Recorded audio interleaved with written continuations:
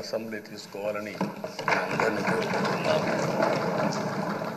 నా గౌరవాన్ని కాపాడిన ప్రజానీకానికి మరొకసారి మనస్ఫూర్తిగా ధన్యవాదాలు, అభినందనలు. నా జీవితాంతం రుణపడి ఉంటా. మళ్ళీ నాకు జన్మనంటే తెలుగువాడిగా పుట్టాలని, తెలుగు గడ్డ రుణం తీసుకోవాలని నా ఆకాంక్ష. తప్పకుండా ఇచ్చేస్తాను. మొన్న మీరు ఒక్కసారి చూస్తే ఎన్నికల్లో ఇక్కడుండే శాసనసభ్యులందరికీ అనుభవం ఉంటుంది. ఎక్కడో అమెరికాలో ఉండే వ్యక్తులు 5 లక్షలు 10 లక్షల రూపాయలు ఖర్చు పెట్టుకుని ఓటొచ్చి ఓటేయడం, నెల 2 నెలలు పనిచేసే పరిస్థితికి వచ్చారు. వేరే రాష్ట్రాల్లో ఉండే ప్రతి ఒక్కరూ ఇది నా బాధ్యత అనే ఉద్దేశంతో అందరూ వచ్చి ఓట్లేసే పరిస్థితికి వచ్చారు. కొన్ని సంఘటనలు చూస్తే ఆశ్చర్యం వేస్తుంది. హైదరాబాద్ నుంచి ఎన్నికల ముందు రోజున 55 ట్రైన్లు వేశారు.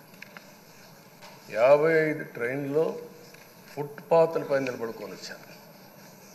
ఏసీలో ఫుల్గా, మామూలుగా ఏసీ అంటే ఒక ప్రెషర్ ఉంటుంది, ఎక్కువ మంది ఉంటే గాలి ఆడదు. అయినా కూడా లెక్క పెట్టుకోకుండా వచ్చారు. వీళ్ళందరినీ మనం పిలిస్తే రాలా, మనం ఆర్గనైజ్ చేస్తే రాలా. కానీ ప్రజలు గెలవాలి, ఈ రాష్ట్రాన్ని కాపాడుకోవాలని పిలిపిచ్చాం. ఎన్డీఏ, పవన్ కళ్యాణ్ గారు, బీజేపీ, తెలుగుదేశం ముగ్గురం కలిసి దాంతో స్పందించి పెద్ద ఎత్తున ప్రతి ఒక్కరూ మా బాధ్యతను వచ్చారు. అదే మాదిరిగా పేదవాడు భోజనం తెచ్చుకొని బస్సుల్లో వచ్చి ఓటేసి మళ్ళీ వెళ్ళారు. అంటే అంత అభిమానం చూపించారు. వాళ్ళ రుణం తీర్చుకోవాల్సిన బాధ్యత ఈ సభ పైన ఉందని చెప్పి మీ అందరికీ తెలియజేస్తున్నా. ఆ బాధ్యతని మన కళ్ళ ముందు ఎప్పుడూ కనపడవలసిన అవసరం ఉంది. ఈరోజు రాష్ట్రం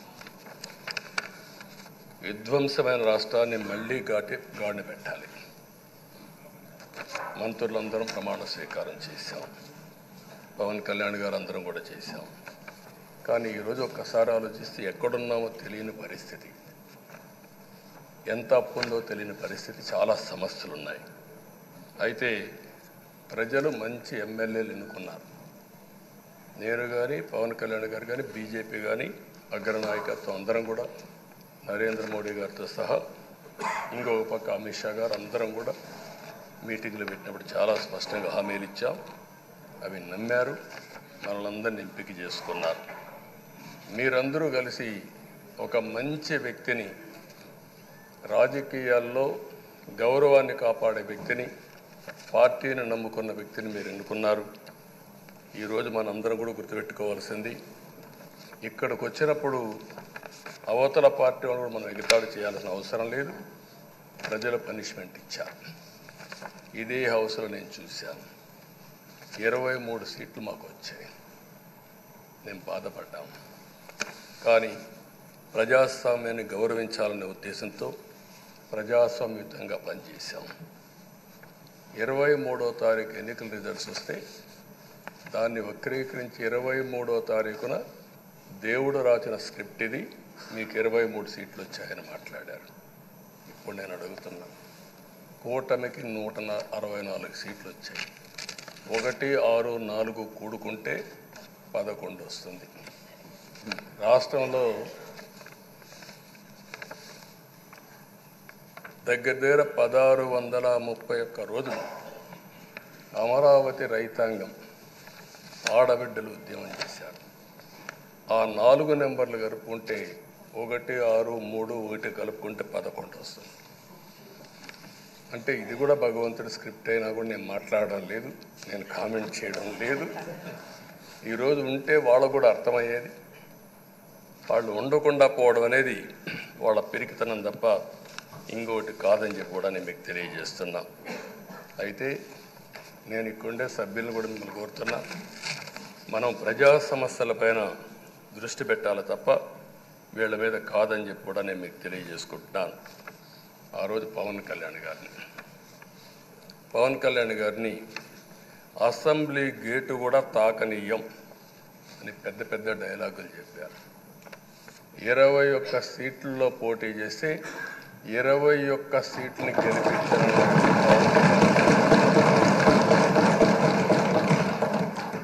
వైనాట్ 175 అని చెప్పి 11 కూడా తెచ్చుకోలేని నాయకత్వం.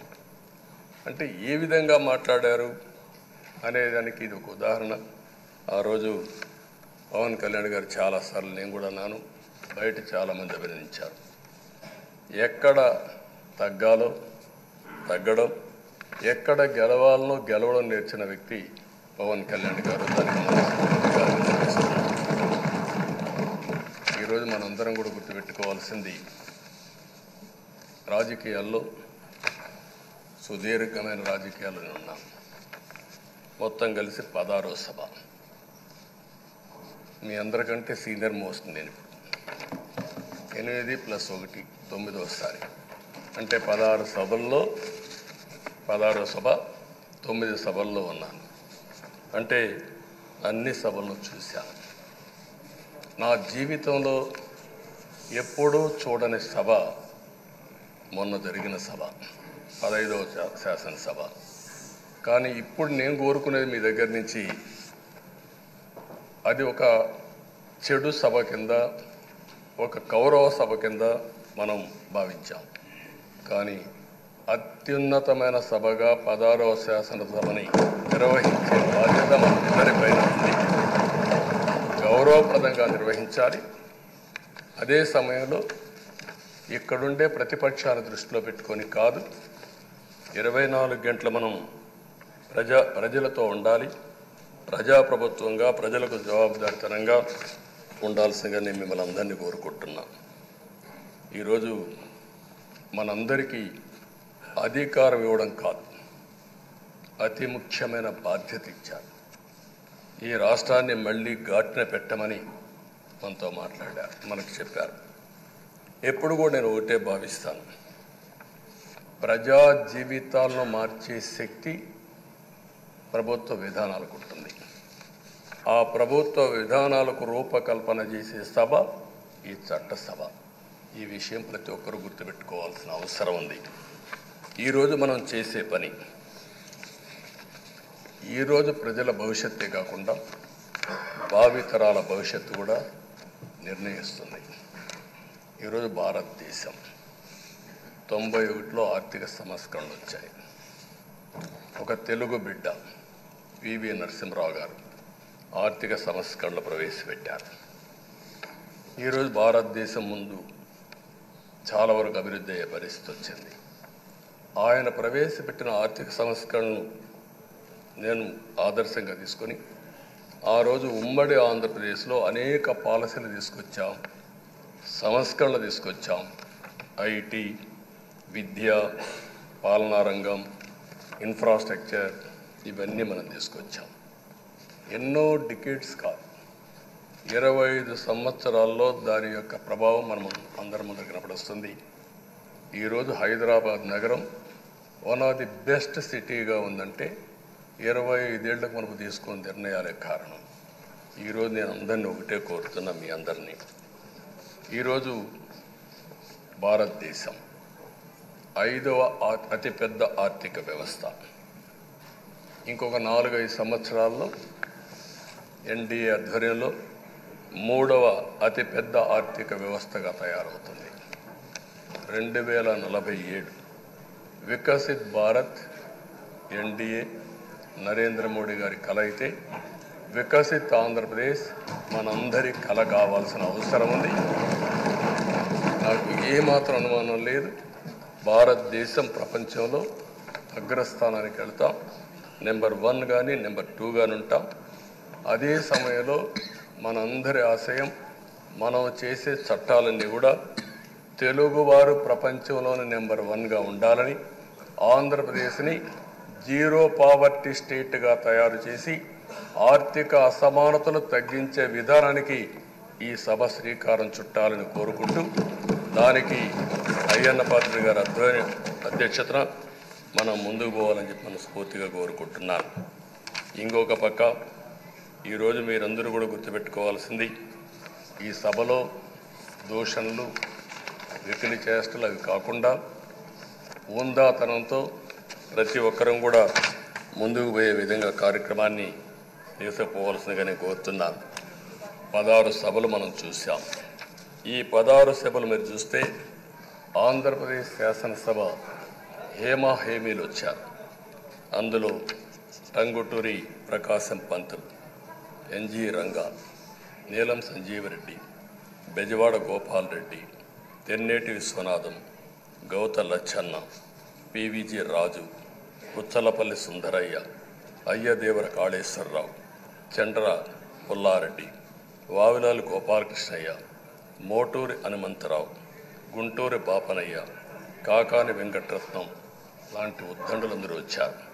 వీళ్ళు కాకుండా పివి నరసింహారావు ఈ రాష్ట్రంలోనే పుట్టి కేంద్రం నుంచి ఆర్థిక సంస్కరణలు తీసుకొచ్చారు. ఇంకో పక్కన ఎన్టీ రామారావు గారు, ఒక చరిత్ర సృష్టించిన యుగ పురుషుడు ఎన్టీ రామారావు గారు. వీళ్ళందరూ మనకు ఆదర్శం కావాలని మనస్ఫూర్తిగా కోరుకుంటున్నాను. అందుకని ఈరోజు ఒక పక్కన చూస్తే చట్టసభల విలువ తెలిసిన వ్యక్తి అయ్యన్న పాత్రుడు గారు. అనేక సందర్భాల్లో ఒక్కోసారి ఆవేశాలు మెంబర్లో వచ్చాయి. అవన్నిట్లో మీరు కూడా భాగస్వాములుగా ఉన్నారు. కానీ ఈరోజు నేను కోరుకునేది మీ ఆధ్వర్యంలో రాజ్యాంగ స్ఫూర్తి నిలుస్తుందని, ప్రజాస్వామ్యాన్ని కాపాడతారని, ఈ సభ హోందాగా నడుస్తుందని దాంట్లో నాకు ఏమాత్రం అనుమానం లేదు. ఆ నమ్మకం ఉంది. దానికి మరొక్కసారి మీ యొక్క ఆధ్వర్యంలో భగవంతుడు అన్ని విధాల మీకు ఆ శక్తినివ్వాలని, తప్పకుండా ఈ అసెంబ్లీ సెషన్స్లో ఈ 5 ఏళ్లలో రాష్ట్రానికి కొన్ని సమస్యలు ఉన్నాయి. వాటి మీద ఎక్కువ మనం ఫోకస్ పెట్టాల్సిన అవసరం ఉంది. రాజధాని కట్టుకోవాలి, పోలవరం పూర్తి చేసుకోవాలి, నదుల అనుసంధానం చేసుకోవాలి, పెట్టుబడులు రావాలి, మౌలిక సదుపాయాలు కలిగించాలి, బీసీలకు, బడుగు బలహీన వర్గాలకు న్యాయం చేయాలి.